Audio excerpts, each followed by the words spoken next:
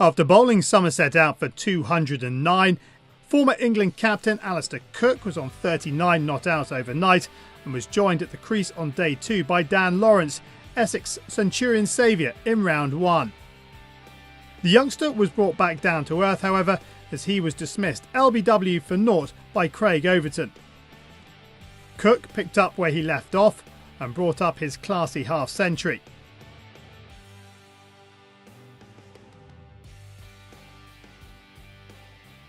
At the other end, Bopara struggled to get going, and he was out for 8, bowled round his legs by Leach.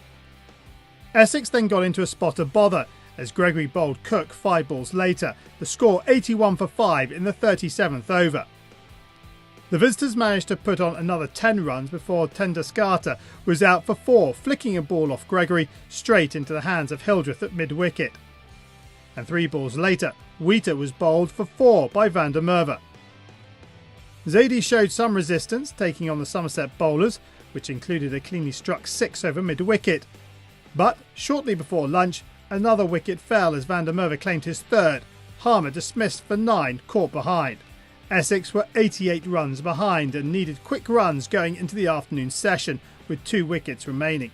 The Somerset bowlers had other ideas though, as Wagner was bounced out by Jamie Overton for 5, caught behind by Davies. And Zadie was sent on his way the following over, also caught behind by Davies, off Leach. That wrapped up the Essex innings, all out for 129, which meant Somerset went out to bat for their second innings 80 runs ahead. Trescothick showed good intent from the offset, but Essex got the early wicket they needed in the 3rd over as Porter dismissed him for 5 LBW. Elgar proceeded to pick up boundaries after Abel came to the crease, but the young captain didn't last long as he feathered a ball to Wheater behind off Porter, out for 1. In came Hildreth, who played positively, finding the boundary rope several times. He was dropped by Wheater off Bopara, but Somerset did get the breakthrough in the 16th over as Elgar was beaten by a turning ball from Harmer, out LBW for 27.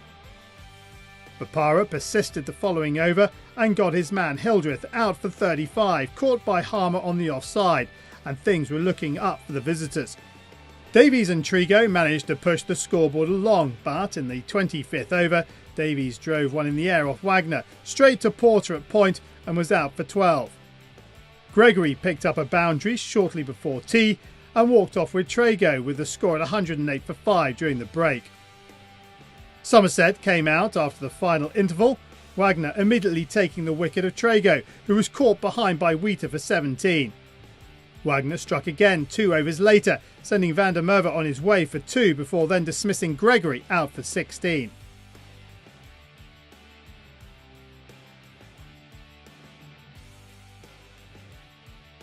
The New Zealand international was on fire and he took his 5th wicket, Jamie Overton, for 2.